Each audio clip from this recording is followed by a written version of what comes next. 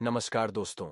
आज की दर्दनाक कहानी एक ऐसी प्रतिभाशाली लड़की की है जो पढ़ने में काफी तेज थी। उसने बड़े बड़े सपने देखे थे, लेकिन उसने इस बात की कभी कल्पना तक भी नहीं की होगी कि आगे चल के उसके साथ इतना बुरा हो जाएगा।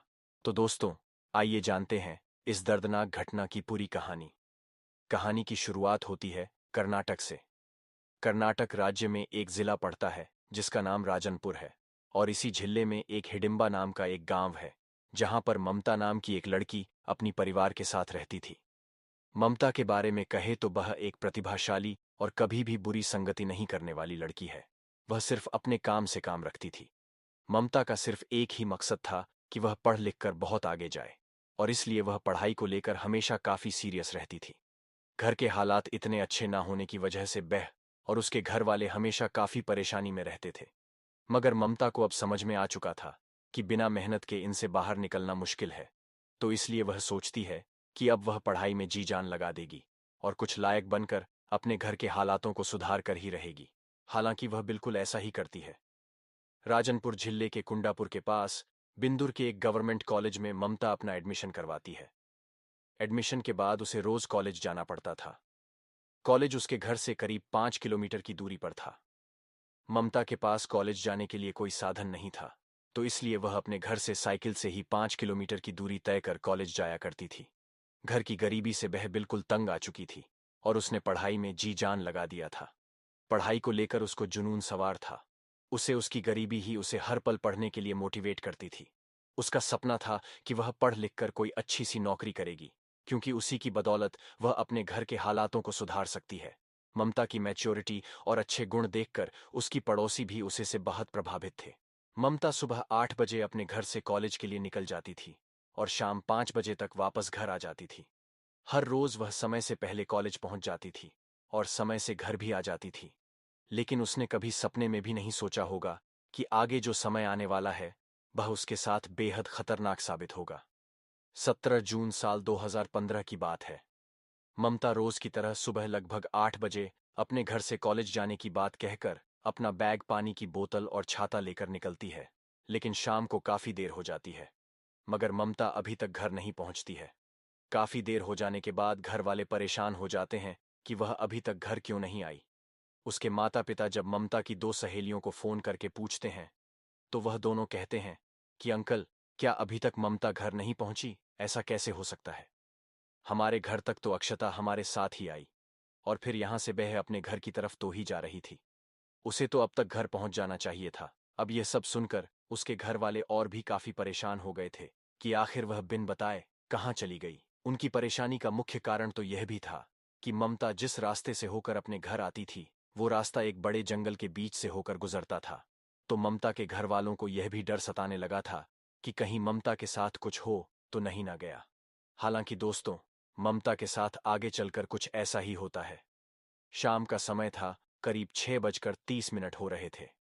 समर सीजन होने के कारण उस समय कुछ लोग पास के जंगल में, यानी उसी जंगल में जिस जंगल से होकर ममता अपने घर जाती थी, उसी जंगल में वह लोग घूम रहे थे कि तभी उनको किसी लड़की का डेड बॉडी दिखाई देता है, जिसे देखकर वो लोग डर जाते हैं और फौरन इस बात की पुलिस को सूचना देते हैं कि वहां पर किसी लड़की का डेड बॉडी है। अब तक पुलिस भी अपनी टीम के साथ पहुंच गई थी, मगर उन्हें यह नहीं मालूम था कि आखिर वह बॉडी किस लड़की का था। इधर इस बात की खबर ममता के घर वालों को भी लग जाती है, जिसके बाद वह लोग भागते हुए वहां पर जाते हैं। और जैसे ही ममता के पिता उस डेड बॉडी को देखते हैं, वह चिल्ला चिल्ला कर रोने लगते हैं, क्योंकि वह बॉडी ममता का था और कोई भी पिता अपनी बेटी का ये हाल देखना नहीं चाहेगा। डेड बॉडी को देखकर तो यही लग रहा था कि किसी ने ममता के साथ गलत काम करके उसे मार दिया है। अब पुलिस अपनी तहकीकात में जुट जाती है। इधर ममता के घर वालों का रो रो कर बहुत ही बुरा हाल हो चुका था, क्योंकि ममता उनकी गरीबी का सहारा बनने वाली थी और अब उनके ऊपर दुख का पहाड़ टूट गया था। उस घटना की चर्चा काफी तेजी से फैल रही थी, क्योंकि वह किस बेहद खौफनाक केस था। उस लड़की को न्याय दिलाने के लिए लोग पुलिस पर काफी दबाव बना रहे थे, और उसी वजह से पुलिस अब अपना काम बहुत ही तेजी से कर रही थी। ये केस काफी बड़ा हो चुका था, इसलिए नेता लोग भी पुलिस के पीछे पड़ गए थे। पुलिस पर दबाव बना रहे थे कि जल्द से जल्द इस केस को सुलझाना है। हालांकि आरोपियों तक पहुंचने और सभी संभावित सुराग जुटाने के लिए उसी रात पुलिस की 4 टीम को काम पर लगाया जाता है, क्योंकि वह एक जंगली इलाका था। और अपराध स्थल को देखने के बाद पुलिस को यकीन हो जाता है कि अपराध के पीछे एक स्थानीय व्यक्ति का ही हाथ होगा, क्योंकि जिस तरीके से उसके साथ गलत काम हुआ था वैसा काम कोई आसपास का ही आदमी कर सकता है। और इसी वजह से पुलिस को यह लगने लगा था कि यह किसी स्थानीय व्यक्ति का ही काम होगा। अब आसपास के हर एक आदमी से पूछताछ शुरू हो जाती है। पुलिस की पहली टीम उस क्षेत्र के करीब 213 ऐसे लोगों का विवरण इकट्ठा करते हैं जो अक्सर छोटे बड़े अपराध करते रहते हैं। उन सभी से सख्ती से पूछताछ की जाती है, लेकिन उनमें से किसी ने भी ऐसा काम नहीं किया था।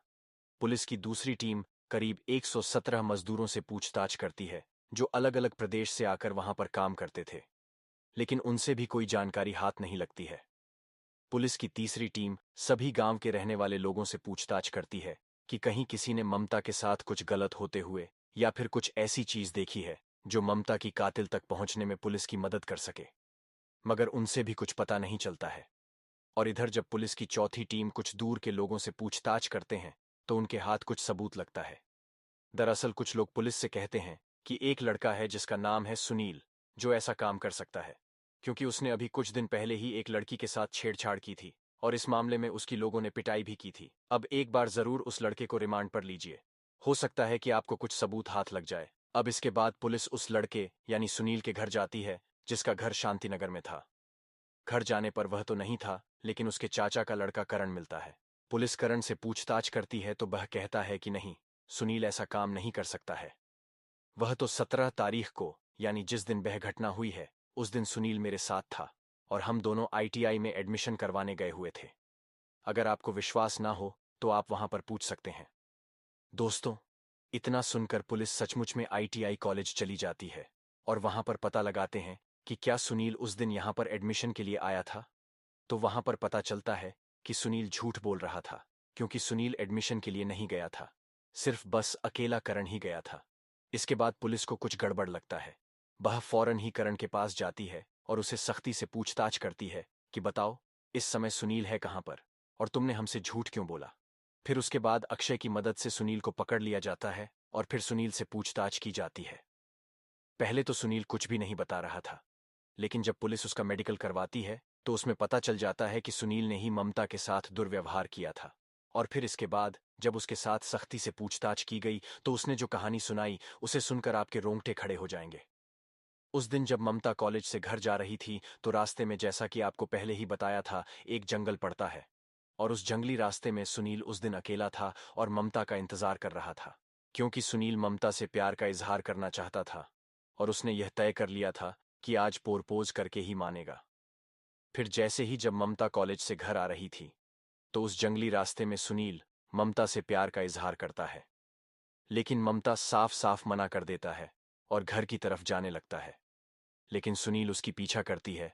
ऐसा देखकर ममता डर जाती है और फिर काफी तेजी से साइकिल चलाने लगती है, मगर वह अपराधी सुनील भी तेजी से दौड़कर उसका पीछा करने लगता है और अंततः ममता को पकड़ लेता है और उसके साथ गलत काम करता है। फिर उसके बाद बेहद खौफनाक तरीके से उसकी हत्या भी कर देता है।